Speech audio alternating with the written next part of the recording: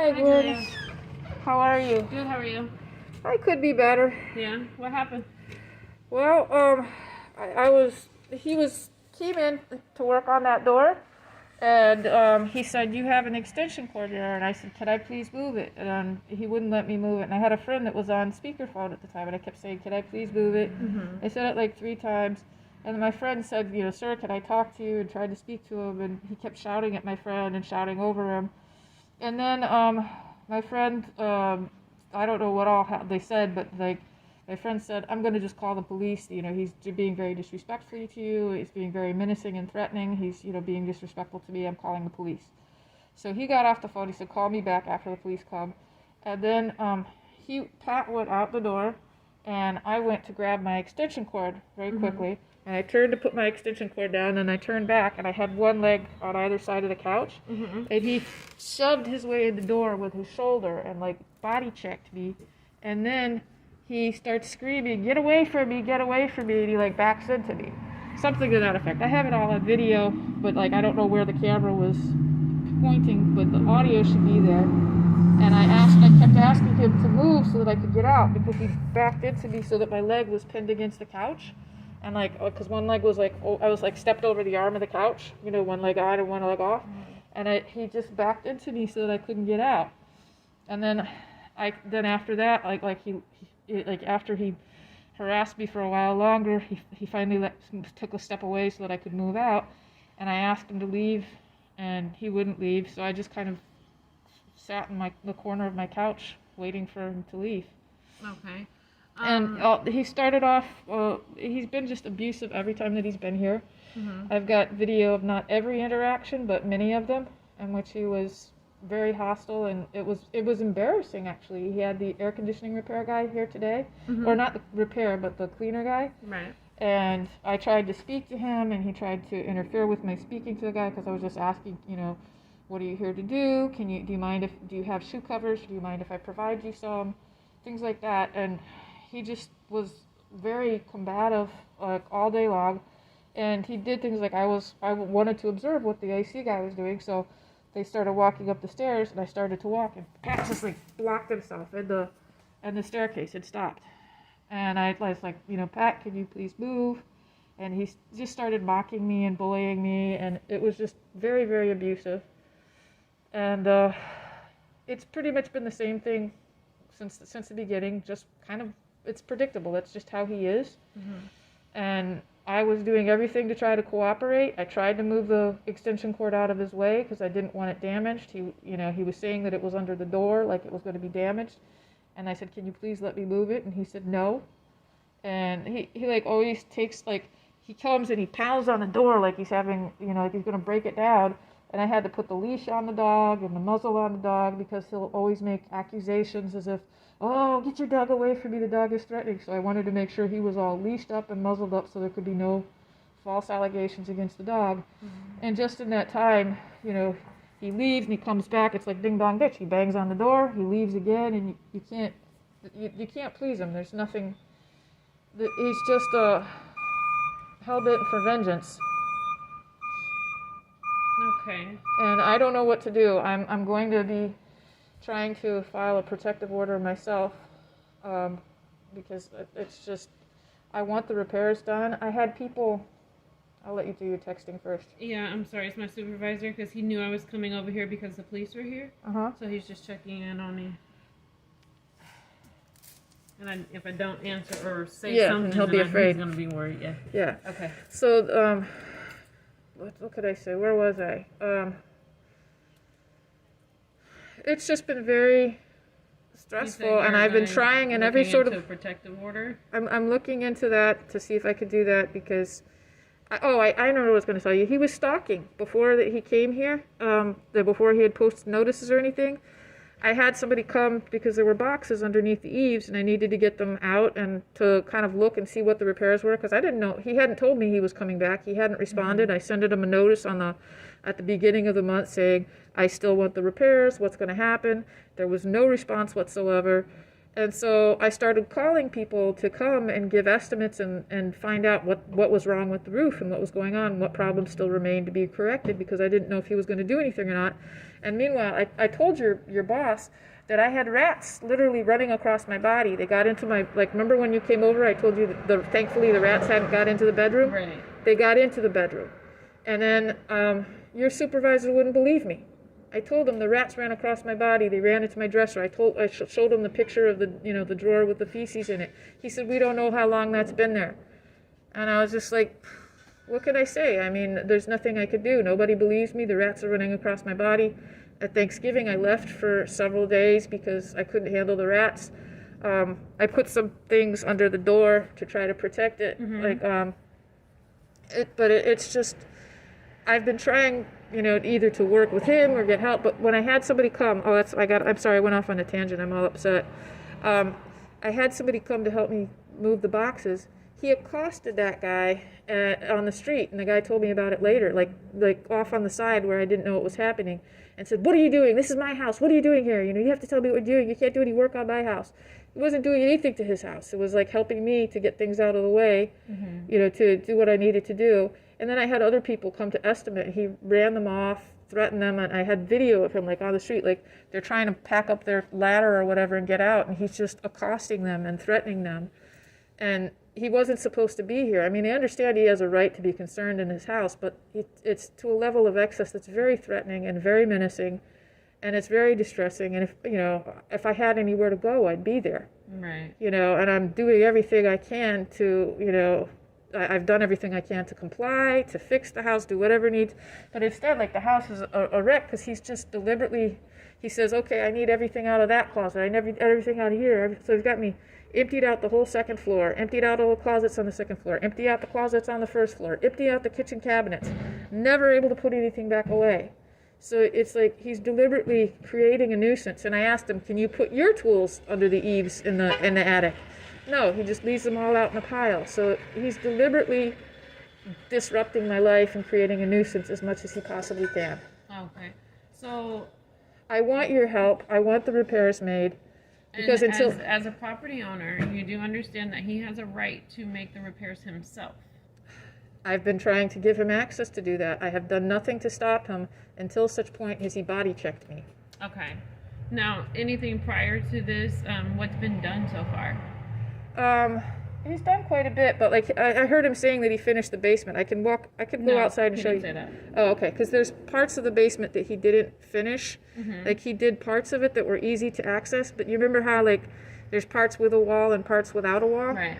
The parts with the wall aren't easy to access, and I don't know if he's done that or not yet. He's very secretive about what he's doing. He just says he's doing the pest control himself. He's smoking in my house. He's setting off bug bombs in my basement. It's I don't know.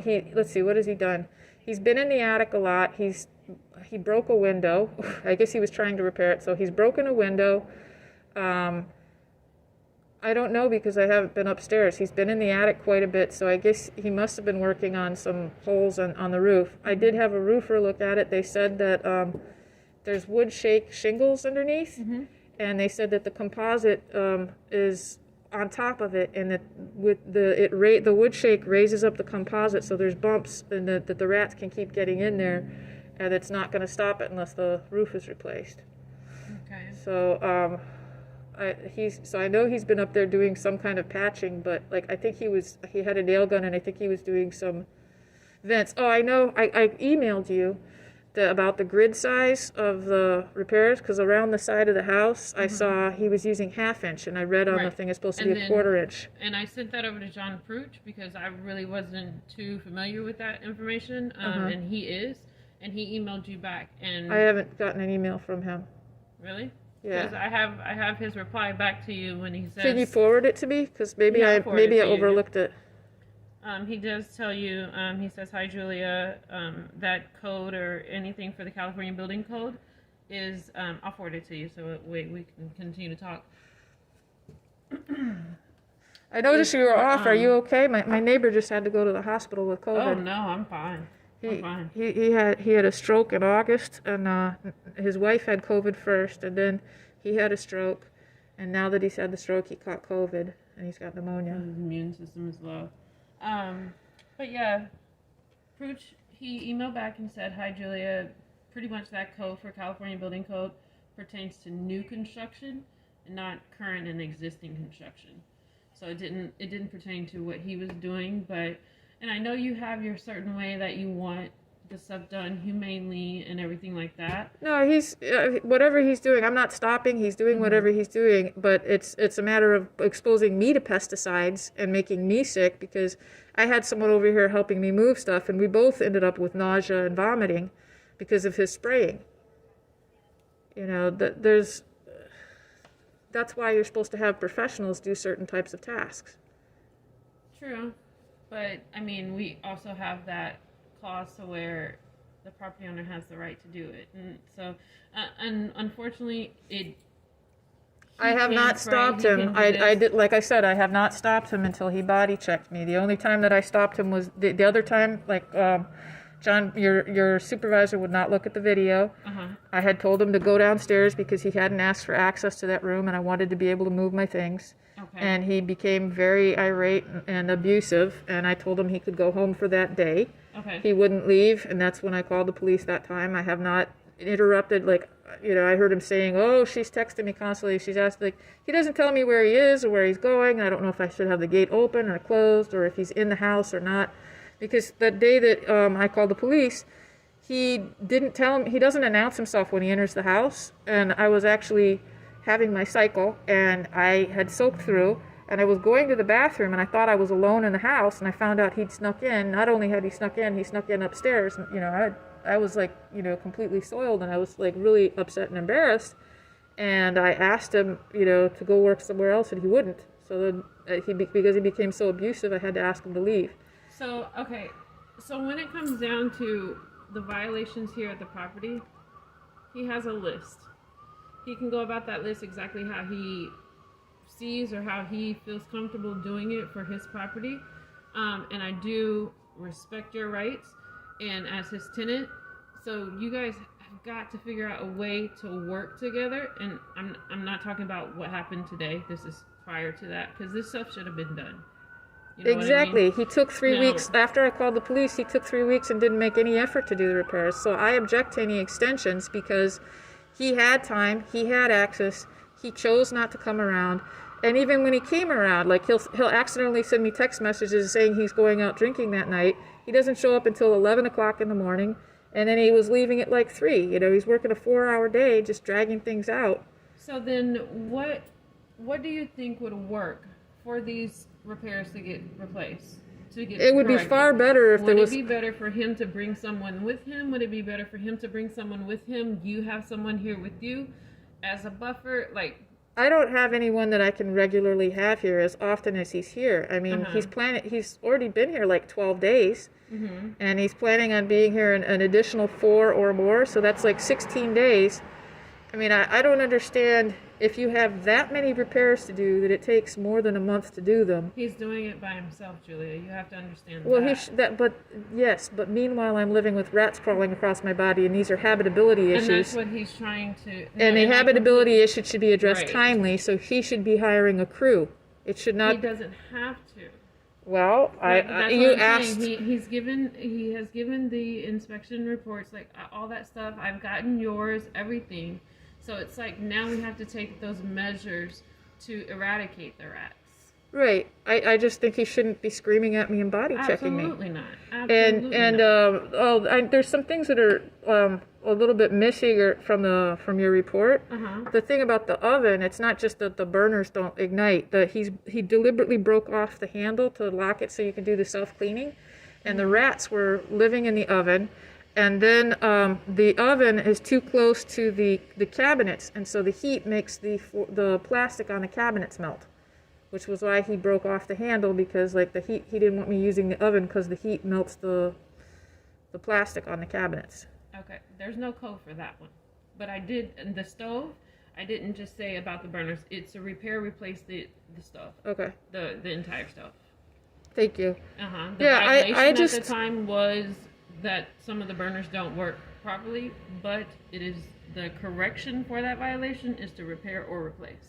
Yeah, I don't know what solution there is, because he can't seem to control himself. I mean, if you had the expectation, or if you were visiting on a daily basis, checking in, that, you know, like he can't do the decency of knocking on the door, and if you try to like answer the door, he's like, you know, get out of my way, and he like deliberately, you know, crowds you and, you know, muscles your space.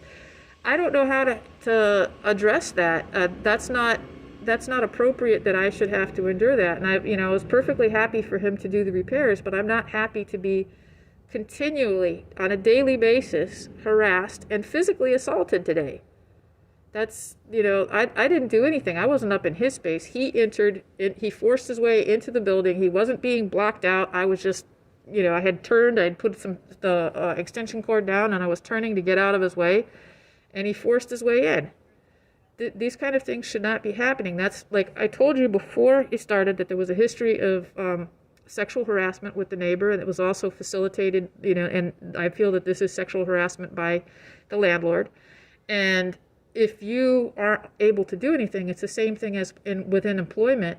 If you don't do something about it, you're part of the problem. Are you talking about me? Yeah, I mean the department in general. If you can't do anything about sexual harassment. That is out of our scope. Our scope is building and safety, building. Right, I get that. Safety. I just feel like you had some ideas. If you have other ideas, please let me know. I mean, having Bob come over. Yeah, having Bob come over. The idea that I have is either he brings someone with him as a witness to what's going on and help him out. Isn't there a way you can just ask him to not be in the same room as me, and to like tell me where he's going to be so that we can avoid each other? To stay in a separate room and to allow time for transition if I need to move from one room to the other? So basically making a schedule. So today, Monday, December 12th. Well, I'll show you. I can show you. He gives very vague directions. He doesn't know how to do something like that. Like when he comes, I have to unlock the gate, so there's like contact at the gate. Right. Then he comes in the house, and I've been letting him do his thing or whatever. If I go to the bathroom, he confronts me when I go to the bathroom. If there's an expectation that he doesn't need to speak to me if I'm going to the bathroom, that would be really nice. I've been staying up in this room to stay away from him, and it's just, if I would know from this hour to this hour you're in this place, like, and I know he can't predict exactly what his workflow is. I have text messages. He can send me a text message, say, I'm in this room, I'm finished in this room, I'm going to that room, I'm finished in that room. I think just communicating so that we can stay away, and if there's an expectation that he has to tell me where he is, and you know, if I need to move something, he needs to wait 2 minutes to let me to move something. These should be expectations, that there's common courtesy and decency, and that he stays in another room for me. Okay. He shouldn't need to, you know, force his way in and scream and shout. And I wanted to ask about the front door, because I had Clark Pest Control over, and they pointed out something that I had noticed, and I wasn't sure what you meant on the front door. Can we walk over there? Yeah.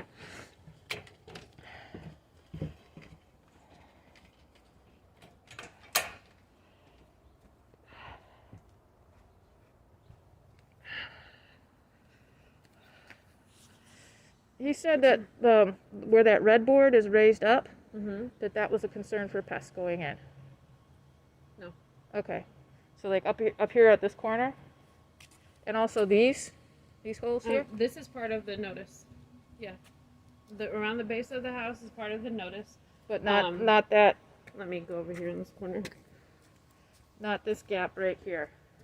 This gap right here, no. This right here. So this is not big enough to worry about. No. Okay. No. This is what we're worried about. And this is what was on the notice. This is the threshold of this weather stripping. Okay. As far as, and that's regarding the pests that we cited for, which are rats. As far as like if there's any other place like cockroaches, beetles, things like that, that may be a concern. but it's not. It's going. It's not. I even, thought your advice right was here. that he needed to follow the advice of the pest control company, and that's the other thing too. Follow You the guys, advice of the pest control company. We cite it for rats. We didn't cite for bugs. We didn't cite for cockroaches. We cite it for rats. Did he say this is a pest problem, or did he say this is a rat problem? I don't know what he said. He just said that they wouldn't do it unless everything was taken care of, and that was one of the problems he pointed out.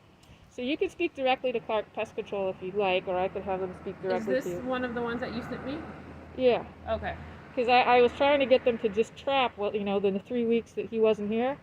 I was trying to get them to start trapping, and they said they couldn't do any trapping until all the holes were blocked, and they came and they did a walkthrough one more time to point out where the holes were, and that was one of the places that they pointed to.